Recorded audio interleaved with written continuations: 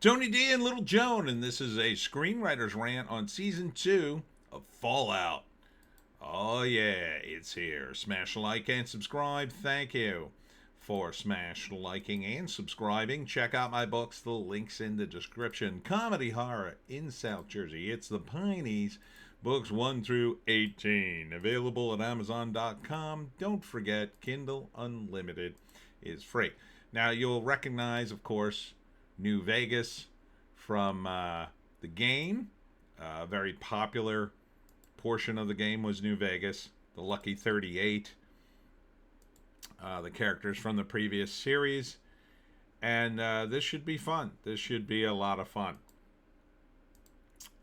They're also tying in to... I don't know if I could stop on it. There's only one quick flash of...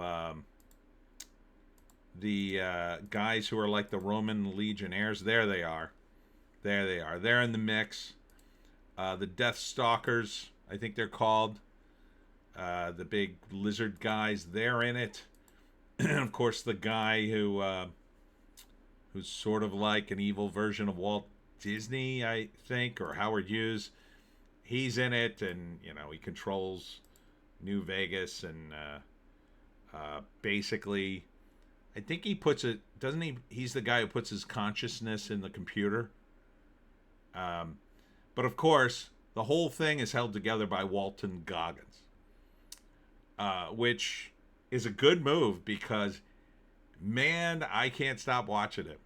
He's just so good, charismatic. Every scene with him is just full of energy, and you want to know more. And he really holds the whole thing together because we get to see the world as it was before the war and the world as it is in the radioactive waste. So, and he, of course, was a famous movie cowboy, and then he became Vault-Tec's symbol or spokesman, which is why he's, neck deep in everything. In terms of the lore. The lore is, here's the Death Stalker. There. The weakest link in the chain is still the guy with the armor. What's his face? I don't even remember his name. This guy, if I can stop on him.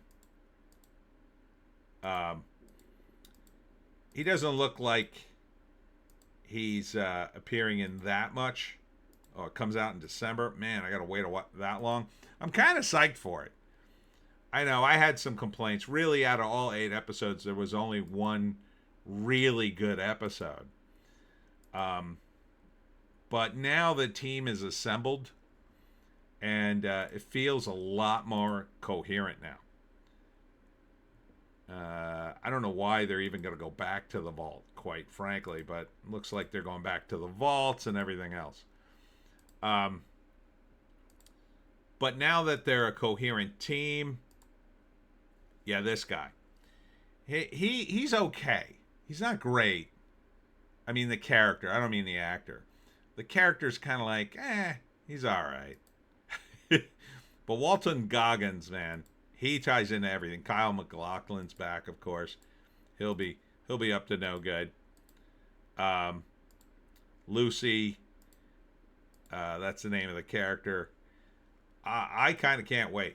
See if I can get Walton Goggins as the ghoul. That's a badass shot. Him going out backwards through a window. Here's all the vault dwellers. Lucy still has the finger. You might remember she lost a finger and then reattached a corpse's finger.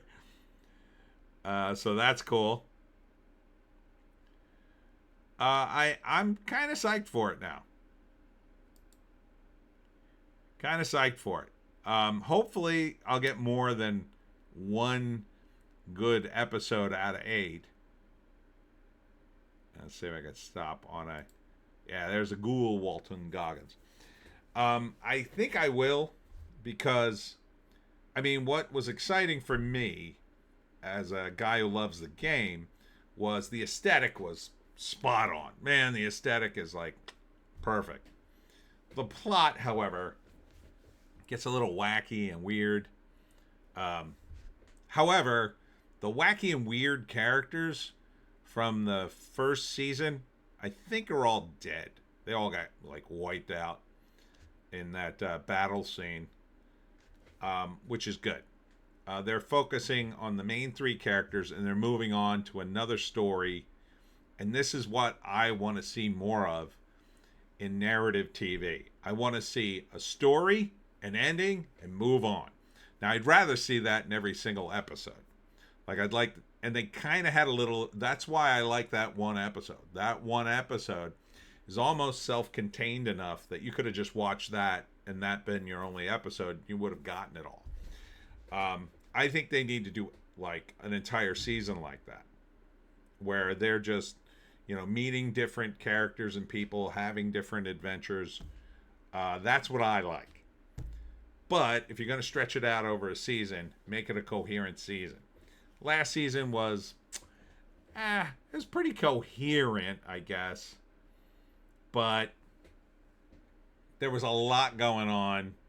A lot of characters, like, they're bringing them all back. But there's a few, I don't even think you need to bring them back, quite frankly.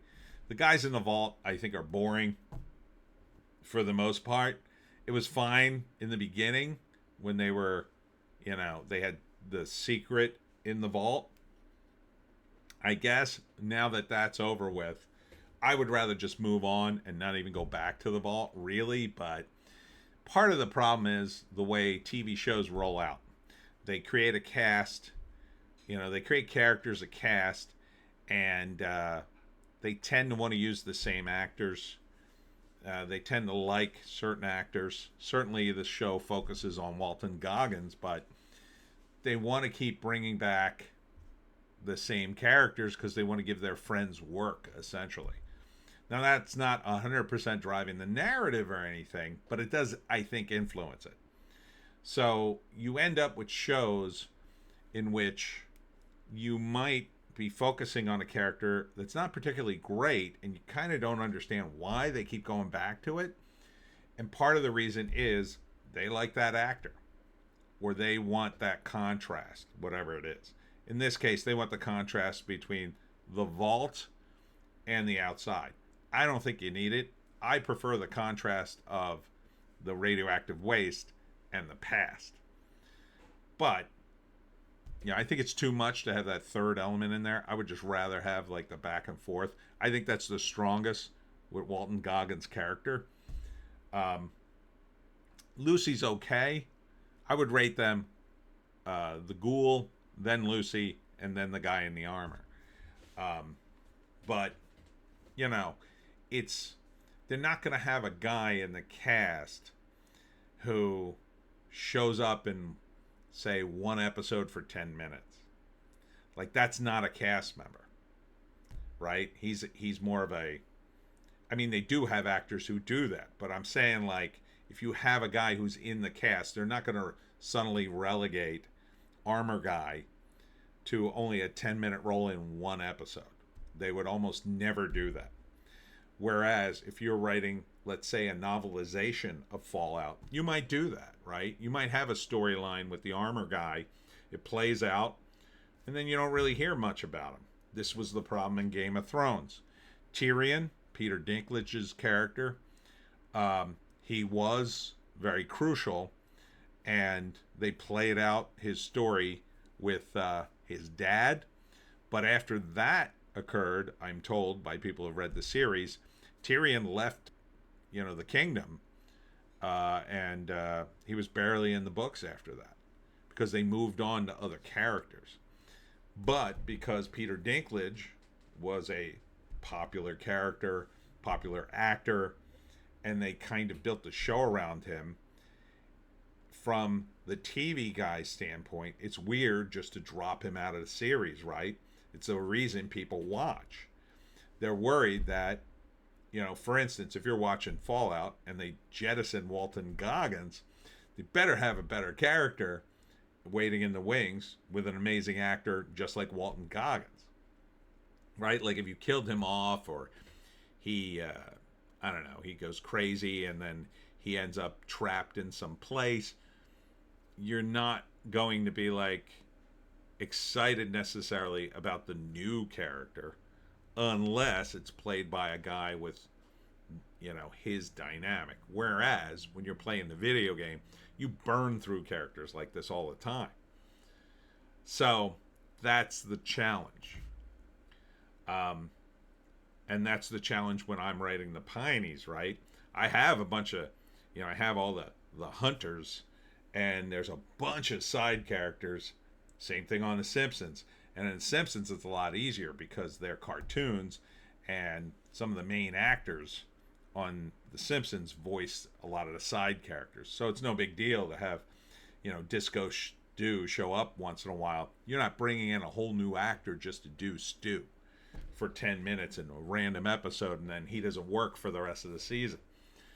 So, but that all being said, I'm kind of looking forward to this. This was kind of like, other than maybe I'll say the Terminal List and that first season of Reacher, this would have been third in my viewings, and in terms of entertainment. So, and I really do think it can rise above the first season.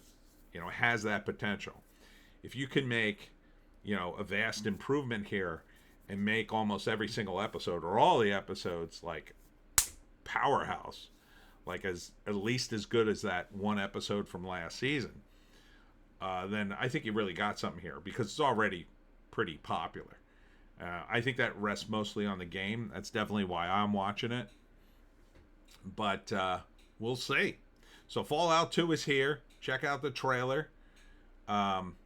Pretty much on point. And that's it for me, Tony D and Little Joan.